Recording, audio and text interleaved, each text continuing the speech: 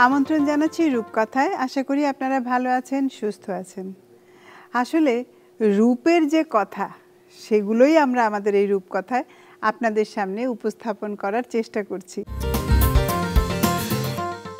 এবার পরিচিত হয়ে নিচ্ছি আমাদের আজকের অতিথির সাথে। আমাদের আজকের রূপকথার পরী নাভেলা।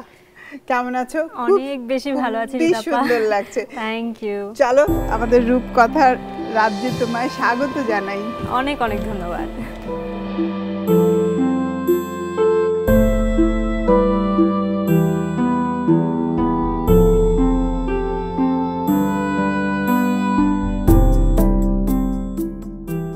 কেমন লাগছে আজকে এই রূপকথার রাজ্যের পরী হয়ে?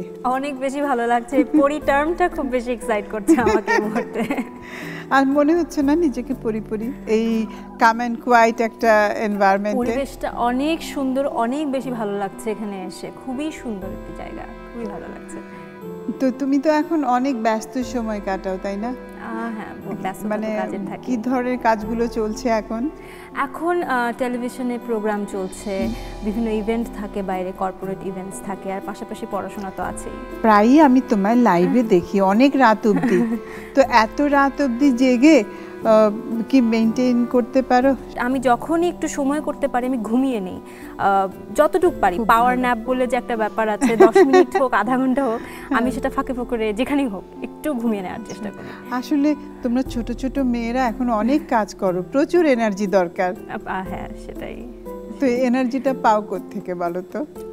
এই এনার্জিটা পাই কোত্থেকে? আমি বলবো যে কাজের প্রতি ভালোবাসা থেকে হয়তো সেই এনার্জিটা চলে আসে। আমি আমার কাজকে অনেক বেশি ভালোবাসি, এনার্জিটা আপনাতেই চলে আসে। Very good. আসলে এই কথাটা সত্য। কাজকে যখন ভালোবাসা যায় তখন সেটাকে আর কষ্টের কোনো বিষয় মনে হয় না। যে কোনো কাজই, সব কিছুই আসলে মূল বিষয়টা হলো কতটা আমি গ্রহণ করলাম তাকে, তাই না? প্রচুর তো কাজ করতে হয়। তো এর মধ্যে তুমি নিজের কেয়ারটা কিভাবে নাও এবং কি কি ধরনের প্রোডাক্ট বলো ইউজ করো তুমি? আমাকে যদি রিতা পাই এই প্রশ্নটা জিজ্ঞেস করেন, আমি কিন্তু খুবই কেয়ারলেস, আবার কেয়ারফুলি কেয়ারলেসও বলা যেতে পারে আমাকে। কারণ আমি কিন্তু খুব বেশি রূপচর্চা বিষয়ে ওভাবে সময় একেবারেই দিই না। কিছু কিছু জিনিস মেনটেন করার চেষ্টা করি, সেটা হচ্ছে আমি প্রচুর পানি খাই। আমার সাথে সবসময় একটা পানির বোতল থাকে, পানিটা প্রচুর খাই। ফ্রুটস রাখার চেষ্টা করি, যখন একটু ক্ষুধা পায় খেয়ে নিই, এতটুকুই। বাড়তি খুব বেশি কিছু কিন্তু আমি করি না।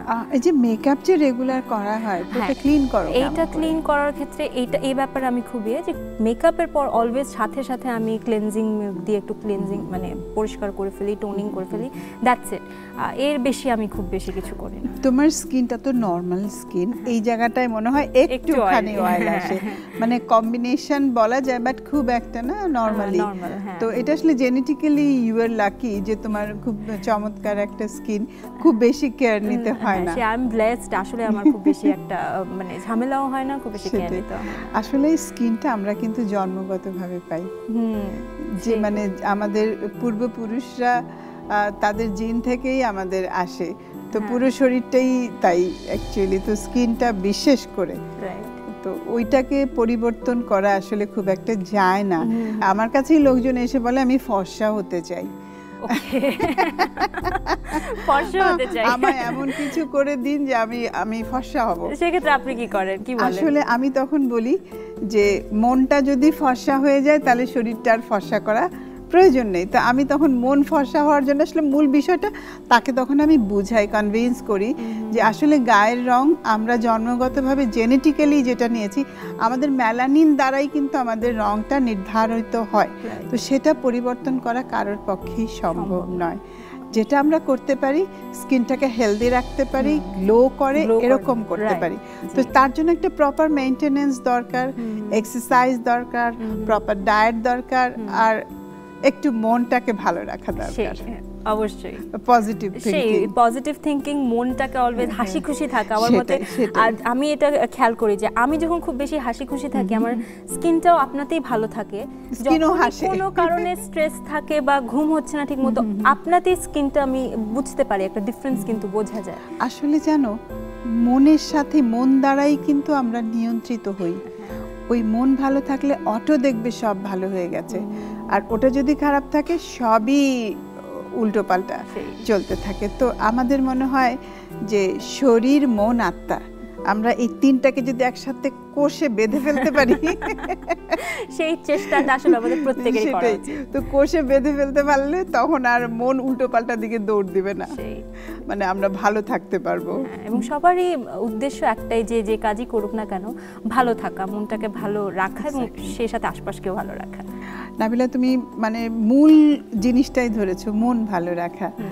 তো আমি এখন একটা বাড়িতে ক্লিন করতে পারো, যেহেতু ক্লিনটাই তো করতে হয় আমাদেরকে প্রপারলি, তাই দেখাবো। দর্শক, নিচে ছোট্ট একটা ব্রেক, ফিরে এসেই তৈরি করে দেখাবো একটা ঘরোয়া ক্লিনজার। কোথাও যাবেন না, আমাদের সঙ্গেই থাকুন।